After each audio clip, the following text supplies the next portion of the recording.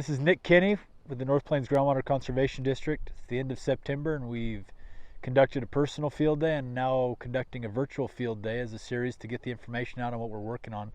Right now I'm standing in our north drip block, which is cotton this season. It's part of a corn cotton rotation. If you look in the background straight behind me and to the south, you can see our corn crops growing.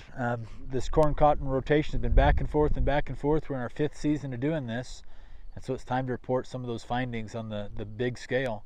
What we found is that this corn cotton rotation is a winner. It's successful. It gives us the opportunity to fully irrigate corn, quote unquote, with 4 gallons per minute per acre, push for full yields, which has averaged approximately 245 bushels per acre over this span. Simultaneously, we can grow cotton that's averaged 2.9 bales per acre, with some years exceeding that and obviously some years being a little bit tighter. But the real beauty of it is that we've been able to do that with a combined total of 15.5 acre inches on wetted acre, or for this property size, an average of just about 13 acre inches per acre of this property, well within district regulations, and certainly a far cry from where we would have been before on a corn rotation, where we'd be looking at 30 inches in order to actively produce this a couple of years back. The beauty of this that we're finding is the symbiotic relationship between corn and cotton in this situation. We've got a crop that's a grass in the corn compared to a broadleaf in the cotton. We've got a crop that's got a fibrous root in the corn and a taproot in the cotton, one that produces grain and one produces fiber, and on and on and on.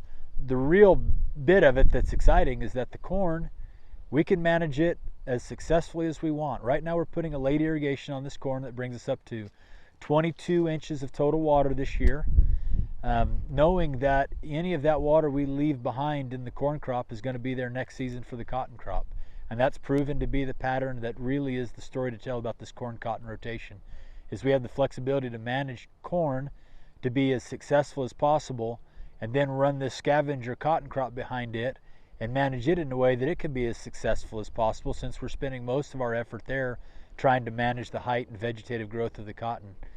The beauty is that we've got 2 profit centers on the same farm that are so relatable and work so well together that by the time it's all said and done, we've got a water use efficiency profile that we've never been able to see before in the Texas Panhandle.